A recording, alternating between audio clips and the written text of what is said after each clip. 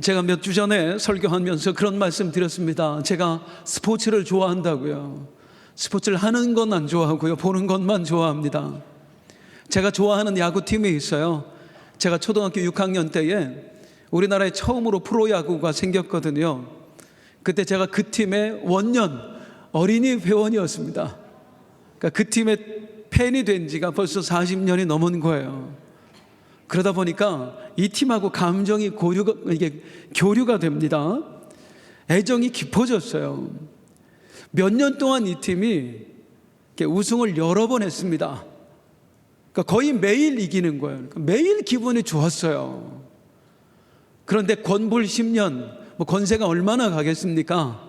주요 선수들이 나이가 들었어요. 몇몇 선수들은 다른 팀으로 이적을 했습니다. 전력이 약화되어 버렸죠.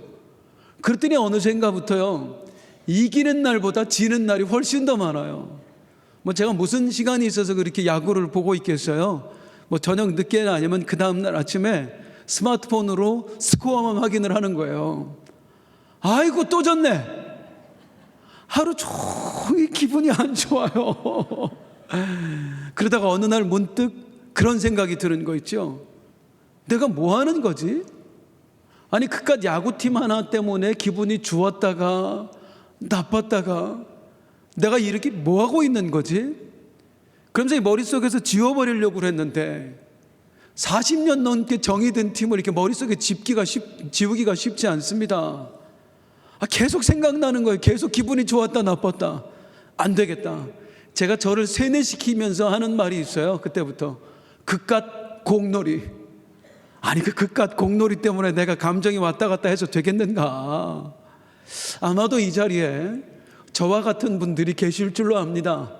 남성분들 스포츠 좋아하시죠? 대한민국 축구 국가대표. 아니 세상에 이 자식들이 지난주에 피파 랭킹 132밖에 안 되는 말레이시아하고 비겼어요. 아니 이런 놈들이 다 있어요. 기분이 영 안 좋습니다. 혹시 지금까지 기분 안 좋은 분 계세요? 그것 때문에? 이렇게 따라 하신답니다. 멋이 중헌디. 축구 이겼으면 좋겠습니다. 다른 팀은 몰라도 일본은 꼭 이겼으면 좋겠습니다. 믿음대로 될지어다. 그런데 붙었어요. 결승에서 3대0으로 우리가 져버린 거예요. 기분이 어떨 것 같으세요? 온 대한민국이 정말 기분이 다 나빠질 것 같습니다. 그런데 졌는데 그 다음 날 제가 지난주에 샀던 복권 1등에 당첨됐어요. 계속 기분이 나쁠 것 같으세요? 그깟 공놀이 그렇게 되는 겁니다. 로또 얘기 한번 또 해볼까요? 로또에 당첨이 됐어요. 1등에 얼마나 기분이 좋습니까?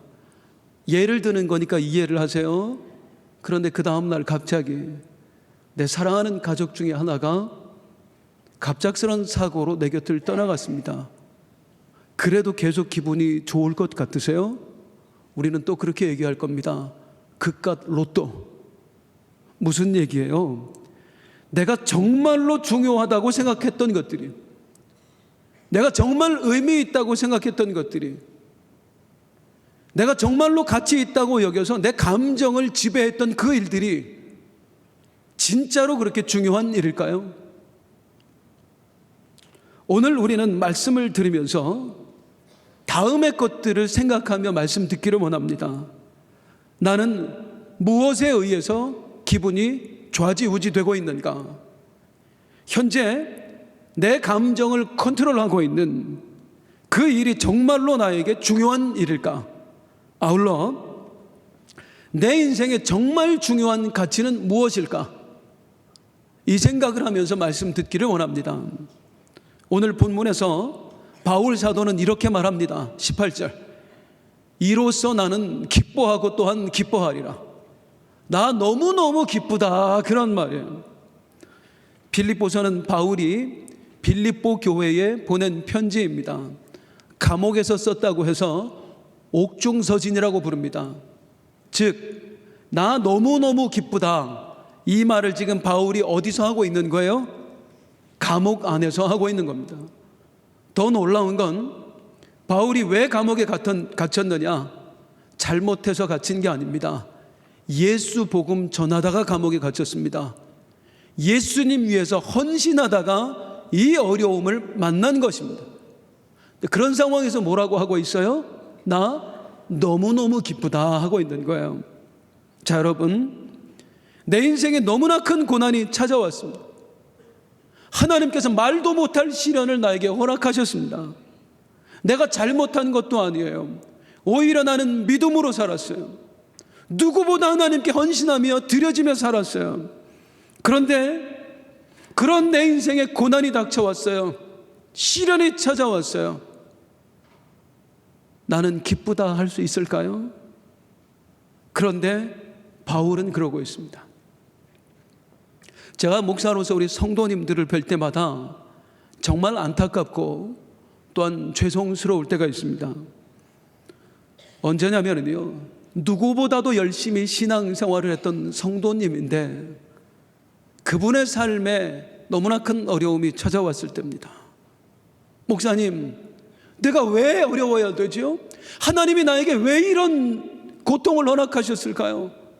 나 정말 열심히 살았거든요. 목사님도 아시잖아요. 내가 왜 이런 일을 당해야 되죠? 할 말이 없어요. 저도 하나님께 묻고 싶어요. 하나님, 도대체 왜 이분의 삶에 이런 일을 허락하셨느냐고요. 그런데 똑같은 일 앞에서 전혀 다른 반응을 보이는 분들이 있어요. 믿음으로 살기를 결단하고 목사에게 문자를 보내십니다. 목사님, 오늘 말씀을 듣고 제가 결단했습니다. 앞으로 이렇게 하겠습니다. 예를 들자면 그동안 11조 못했는데 11조 하겠습니다. 주일 성수 가게문 닫겠습니다. 지금 재판 중인데 과감하게 제가 주님 믿고 포기하겠습니다. 이런 내용들의 결단을 보내오는 분들이 있어요. 감사하다, 귀하다. 그런데 얼마 있다 시간이 지나지 않아서 그 일 때문에 그분이 더 어려워지는 거예요. 오히려 더 고통 속으로 들어가는 거예요. 그러면 목사는요, 주일이 오는 게 두렵습니다. 어떻게 만나지? 그분 만나서 뭐라고 얘기하지? 혹시 나한테 화를 내는 건 아닐까? 하나님이 왜 이러시냐고, 나 그만 교회 안 다니겠다고, 예수 안 믿겠다고 하시는 건 아닐까? 그 두렵고 떨리는 마음으로 교회에 나와요. 그런데 그 일을 당한 분이 가끔 오히려 너무나 환한 얼굴로 저에게 다가오는 거예요. 활짝 웃으면서, 목사님, 걱정 많이 하셨죠? 저희 괜찮아요. 저희 흔들리지 않아요. 무슨 일이 있어도 내가 믿음 붙들고 나갈 테니까 목사님 염려하지 말고 기도만 해주세요. 그러면 얼마나 마음이 그냥 감동이 되는지 몰라요. 울컥한다고. 고마워서요. 지금 바울이 그러고 있다 그 말입니다. 주를 위해 살다가 어려움을 만났습니다. 예수 복음 전하다가 감옥에 갇혔습니다. 어쩌면 지금 죽을지도 모르는 상황이에요. 단 한마디의 불평이 없고 원망이 없는 거예요. 오직 나 기쁘다 기쁘다 하고 있어요. 어떻게 이럴 수 있을까요? 혹시 별로 안 힘들었던 건 아닐까? 이제 바울이 처했던 당시의 상황을 조금 더 자세히 들여다보도록 하겠습니다. 이미 말씀드렸습니다만 지금 바울은 감옥에 갇혔습니다. 뭐 하다가요? 복음 전하다가. 먼저 한 가지 생각해 봐야 될 거 있습니다. 당시 로마 제국은 왜 그렇게 기독교인들을 핍박했을까? 사실 로마 제국은 다른 종교에는 관대했습니다. 오직 유독 기독교에만 핍박을 가했어요. 왜 그랬을까요? 자신들에게 해가 됐기 때문입니다. 정확히는 로마의 권력자들에게 기독교가 해가 됐기 때문이에요. 무슨 해가 됐느냐? 로마의 시저가 황제가 되면서, 성경에는 가이사라고 나오죠. 이 가이사가 황제가 되면서 로마에 지금까지 없던 문화가 생겨납니다. 황제 숭배 문화입니다. 이 시저 황제가 황제의 권위를 높이기 위해서 뭐라고 주장했냐면, 황제는 신의 아들이다. 그래서 황제를 신처럼 떠받들게 했어요. 경배하게 했다고요. 여기에 모든 로마 제국 시민들이 다 동참을 했습니다. 그런데 유일하게 이걸 하지 않는 집단이 있었죠. 바로 기독교인들입니다. 기독교는 황제를 숭배하지 않는 거예요. 왜? 기독교인에게 있어서 신은 딱 한 분뿐이거든요. 우리 하나님만 신이시거든요. 황제를 신의 아들이라고 얘기하는데 아니에요. 우리가 믿는 신의 아들은 딱 한 분, 예수 그리스도밖에 없는 것입니다. 그래서 이 로마의 황제를 숭배하지 않았어요. 그러니 얼마나 꼴보기 싫었겠어요. 특별히 그 예수 복음 전하는 사람들 눈에 가십니다. 황제의 입장에서는 이 사회의 근간을 흔들어 버리는 사람들이에요. 그래서 대대적인 핍박을 기독교인들에게 가했던 것입니다. 오늘날 사회에서 우리 기독교인들을 바라보는 시각은 어떠하죠? 편협하다 그래요. 독선적이래요. 너희들은 왜 다른 종교를 인정하지 않느냐고 말해요. 그런데 여러분, 우리는 결코 다른 종교를 인정할 수 없습니다. 고린도전서 8장 4절 시작. 우상은 세상에 아무것도 아니며 또한 하나님은 한 분밖에 없는 줄 아노라. 아멘. 우리 하나님만 하나님이십니다. 여호와만 하나님이세요. 다른 종교의 신은 신이 아닙니다.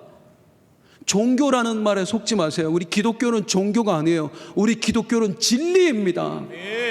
나머지는 다 가짜인 거예요. 그런데 우리가 다른 종교를 어떻게 인정할 수 있겠어요?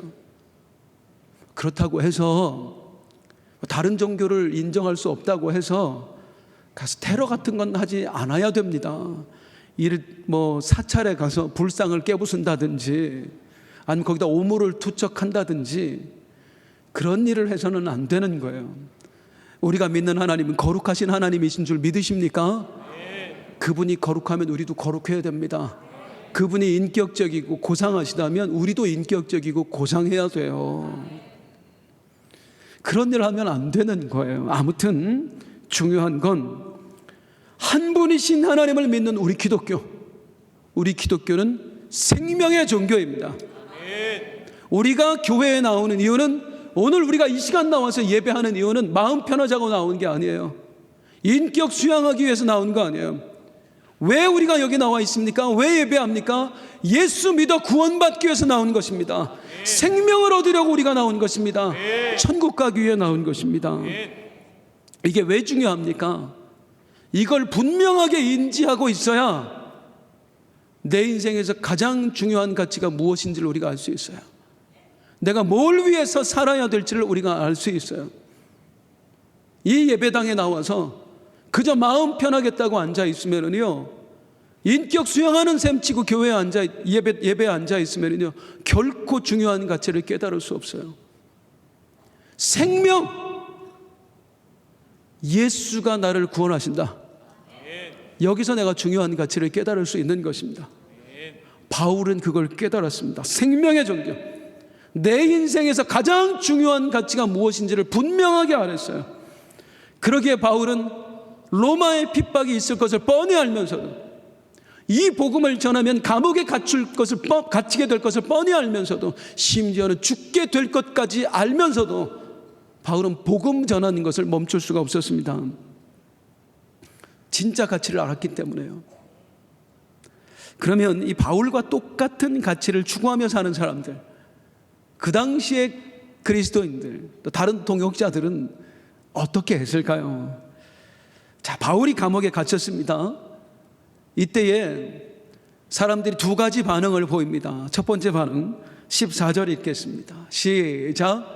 형제 중 다수가 나의 매임으로 말미암아 주 안에서 신뢰함으로 겁 없이 하나님의 말씀을 더욱 담대히 전하게 되었느니라. 세상에, 바울 사도께서 복음을 전하다가 감옥에 갇히셨대. 아이고 어떡하지? 그래, 우리도 가만히 있을 수 없지. 아니, 바울 사도가 만난 복음과 내가 만난 복음이 같은데, 그분은 목숨 걸고 예수 복음 전하다가 감옥에 갇히셨는데 우리는 두렵다고 이렇게 가만히 있는 게 말이 되는가? 움츠러들지 말자. 우리도 바울 사도처럼 용기 내서 가서 복음 전하자. 이런 사람들이 막 생겨나기 시작을 한 거예요. 그래서 바울이 나는 기쁘다 한 거예요. 근데 이런 사람들만 있었을까요? 전혀 다른 반응을 보이는 사람들도 있었습니다. 15절 17절입니다. 시작. 어떤 이들은 투기와 분증, 그들은 나의 매임에 괴로움을 더하게 할 줄로 생각하여 순수하지 못하게 다툼으로 그리스도를 전파하는. 뭐? 바울이 감옥에 갇혔어? 아이고, 그렇게 잘난 척 하더니, 저 혼자 고상한 척, 저 혼자 예수 제일 잘 믿는 척 하더니 꼴 좋다. 드디어 때가 왔다. 이제야말로 우리가 바울보다 못하지 않다는 걸, 아니 우리가 바울보다 더 잘 믿고 있다는 걸 증명할 때가 왔다. 우리 나가서 복음을 전하자. 열심히 부흥을 시키자. 그래서 바울로 하여금 내가 감옥에 갇혔는데도 오히려 더 부흥이 되네? 이렇게 하면서 바울을 괴롭게 만들자. 바울이 감옥에 갇혔다는 소식을 듣고 어떻게 하자? 더 열심히 복음 전해서 바울을 괴롭게 하자. 이게 사람입니까? 우리 교회에 지난날에 참 어려움이 많았습니다. 그 중에 있었던 어려움들은 우리 교회가 지상파 뉴스에까지 보도될 정도의 큰 어려움이었습니다. 교회 땅 사기 맞았고, 또 우리 정말 가족 같은 성도님들 몇 분이 세상을 사고로 떠났습니다. 이것만 해도 우리 너무 힘들잖아요. 견딜 수 없게 힘들잖아요. 그런데 우리를 더 힘들게 한 게 뭔지 아세요? 주변에 있는 교회들이었어요. 같은 하나님을 믿는 교회가 어려움에 처했다고 하면 아파해야 맞는 거 아닙니까? 걱정해줘야 맞는 거 아니에요? 기도해줘야 되는 거 아니에요? 그런데 빛나교회 부흥한다고 막 자랑하더니 잘 됐구만. 저럴 줄 알았어. 저 교회 가면 망해요. 저 교회 가면 죽어요. 우리 개인도 마찬가지잖아요. 때로 우리 삶에 고난이 찾아와요. 그 고난 때문에 너무너무 힘들어요.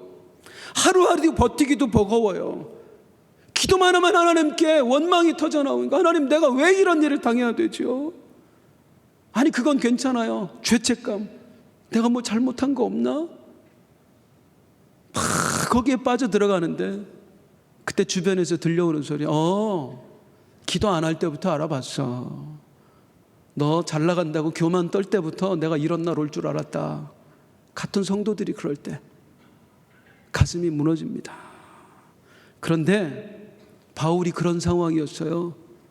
복음 전하다 감옥 갇혔거든요. 죽음을 기다리고 있거든요. 그런데 그 바울을 걱정하는 게 아니라, 잘 됐다, 우리 바울을 더 괴롭게 하자. 이 상황에서 바울이 했던 말이 나 너무너무 기쁘다였습니다. 나 너무너무 기쁘다. 뭐가 그렇게 바울을 기쁘게 했을까요? 18절 보겠습니다. 같이 읽습니다. 시작. 그러면 무엇이냐? 거칠애로 하나 참으로 하나 무슨 방도로 하든지 전파되는 것은 그리스도니 이로써 나는 기뻐하고 또한 기뻐하리라. 할렐루야. 아멘. 따라서 하십니다. 전파되는 것은 그리스도니. 전파되는 것은 그리스도니. 전파되는 것은 그리스도니. 전파되는 것은 그리스도니. 이 구절을 읽는데 몇 번을 울었나 몰라요. 성경을 읽다가 비난하고 있거든요. 자기를 괴롭게 하고 있거든요. 그런데 바울이 뭐라고 하냐면, 그러면 좀 어때? 저들이 나를 비방하고 조롱하면 좀 어때? 그들이 나를 괴롭게 하려고. 야 바울, 너만 사도야? 너만 열심히야? 우리도 열심히 해. 너 없어도 얼마든지 부흥시킬 수 있어. 이거 보여주려고 그동안 로마의 핍박 앞에 움츠러들었던 저들이 나 괴롭게 하려고 밖에 나가서 열심히 복음 전하는 바람에 우리 예수 복음이 세상에 널리 퍼져서 더 많은 사람들이 예수 안으로 들어오고 있으니, 생명을 얻고 있으니 이거면 됐지. 그래서 나 기쁘다. 어떻게 이럴 수 있을까요? 사람이 어떻게 이렇게까지 할 수 있을까요? 바울의 마음, 바울의 중심을 지배하고 있던 그의 절대 가치 때문입니다. 바울의 절대가치 무엇이었습니까? 바로 이것이었습니다. 20절 21절입니다. 시작. 나의 간절한 기대와 소망을 따라 아무 일에든지 부끄러워하지 아니하고 지금도 전과 같이 온전히 담대하여 살든지 죽든지 내 몸에서 그리스도가 존귀하게 되게 하려 하나니 이는 내게 사는 것이 그리스도니 죽는 것도 유익함이라. 오직 예수 그리스도. 이게 바울의 전부였습니다. 그 예수님이 존귀하게 되시는 것, 이게 바울의 절대 가치였습니다. 그러니까 바울이 어떻게 할 수 있는가요? 극갓 비난, 극갓 조롱, 이렇게 할 수 있었던 거예요. 작년 봄에 우리 성도님들과 함께 성지순례 다녀왔습니다. 그리스와 튀르키예 지역입니다. 그때 갔던 곳들 중에 잊지 못할 지역 두 군데를 소개를 해드립니다. 먼저 사진부터 한번 보실까요? 아름답죠? 이 사진 많이 보셨죠? 홈쇼핑 광고에서 봤잖아요. 여행 광고에서. 튀르키예 갑바도기아입니다. 저희는 이 열기구 못 탔어요. 열기구를 탄 게 아니라 그 뒤에 있는 암석 도시로 들어갔어요. 그 안에 들어가면 어떻게 생겼느냐? 이렇게 생겼습니다. 굴을 파고 거기에 다 집을 만들어 놨어요. 로마 제국이 기독교인들을 핍박을 하니까 이 기독교인들이 믿음을 지키기 위해서 수천 킬로 떨어진 곳까지 도망을 가는 겁니다. 그리고 이 암석 도시, 아무도 살지 않는 이곳에 굴을 파고 들어가서 사는 거예요. 집도 있고요, 학교도 있고요, 이 안에 예배당도 있고요, 수도원도 있어요.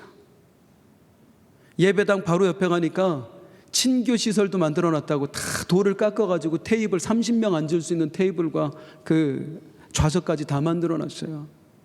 대단하다. 이걸 어떻게 팠을까? 이게 그냥 돌이 아니고 용암이 굳어서 된 암석입니다. 그러다 보니까 잘 파져요. 손으로 긁으면 이렇게 파집니다. 그런데 여러분, 잘 파진다는 얘기는 또 무슨 뜻이에요?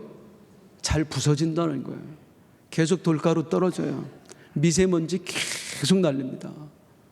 약사였던 우리 장로님께서 그 장면을 보시고 하시는 말씀에, 목사님, 여기 살았던 사람들 100% 폐병 환자였을 겁니다. 100% 폐병 환자. 아버지, 엄마, 아들, 딸 다 폐병 환자. 그런데 그들이 거기 살았어요. 예수 믿음 지키고 싶어서요. 여기서 이제 또 한 3, 40분 차를 타고 가다 보면 데린쿠유라고 나옵니다. 이 로마 병사들이 나중에는 이 갑바도기아까지 들이닥치거든요. 더 이상 여기서도 살 수 없어서 더 멀리 도망을 가고, 거기서는 아예 눈에 보이는 데서 사는 게 아니라 땅 속으로 파고 들어가요. 지하도시. 개미굴처럼 파놨습니다. 지금 현재 발굴된 것만 지하로 12층입니다. 12층까지 파놨고 어디까지 파져 있는지를 알지를 못해요.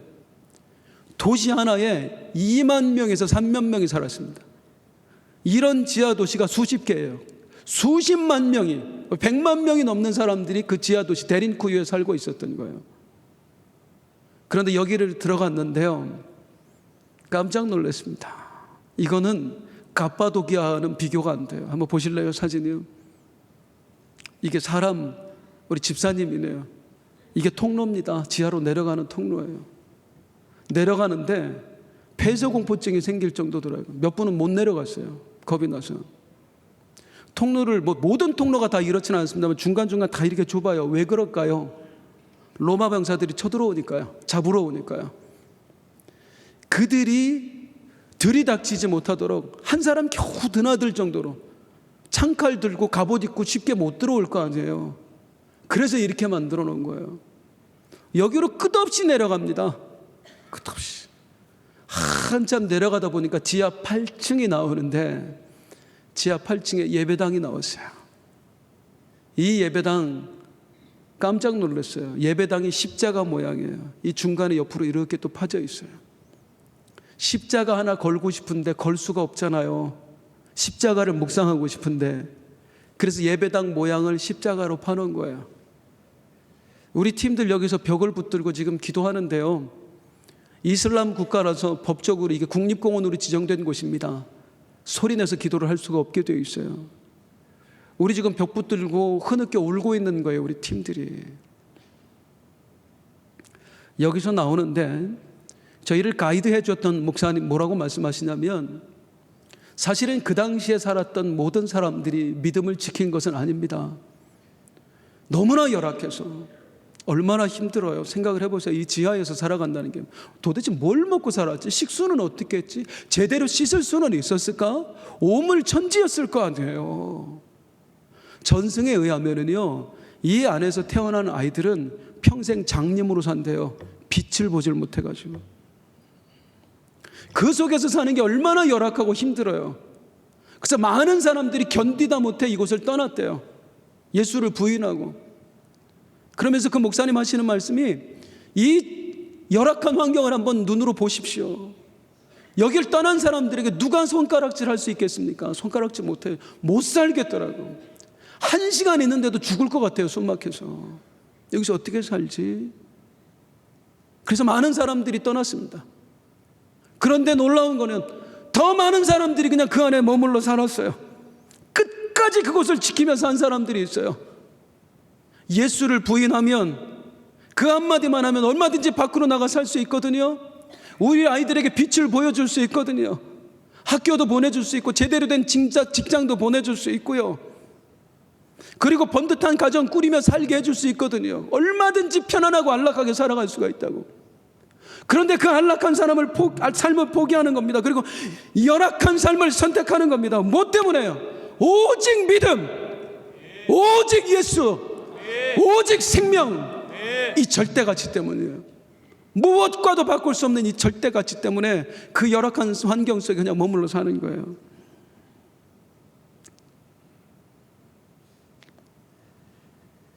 내 자식 지금보다 편안하게 살게 하는 것보다, 지금보다 우리 훨씬 더 안락한 삶을 살아가는 것보다, 주님 나에게 주신 믿음, 그 믿음 지키고 살다가 나중에 우리 주님 앞에 갔을 때에 잘하였도다 착하고 충성된 종아, 그 말 하나 듣는 게 이들에게는 무엇과도 바꿀 수 없는 절대 가치였던 겁니다. 사랑하는 성도님들, 여러분의 절대 가치는 무엇입니까? 여러분은 무엇 때문에 기뻐하고 계시고 또 무엇 때문에 슬퍼하고 계십니까? 무엇이 여러분의 마음을 차지해서 여러분의 감정을 지배하고 있나요? 서두에 제가 그런 말씀 드렸습니다.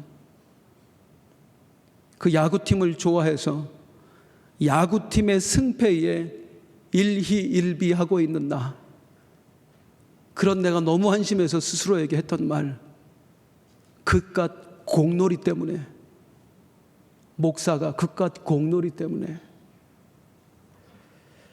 언젠가 내가 주님 앞에 서게 될 때에 그 앞에서 우리는 정말로 중요했던 게 무엇인지, 진짜 가치가 무엇이었는지를 분명하게 깨닫게 될 것입니다.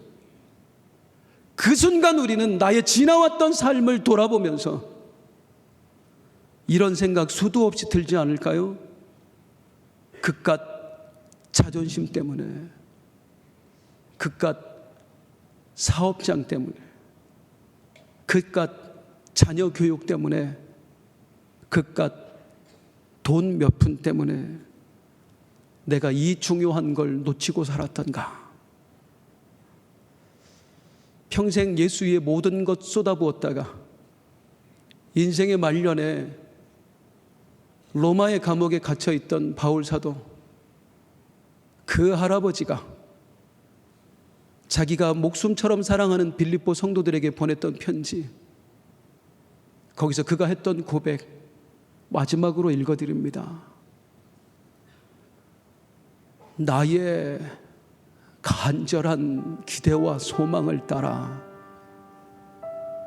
아무 일에든지 부끄러워하지 아니하고 지금도 전과 같이 온전히 담대하여 살든지 죽든지 내 몸에서 그리스도가 존귀하게 되게 하려 하나니 이는 내게 사는 것이 그리스도니 죽는 것도 유익함이라. 같이 한번 읽어볼까요? 시작.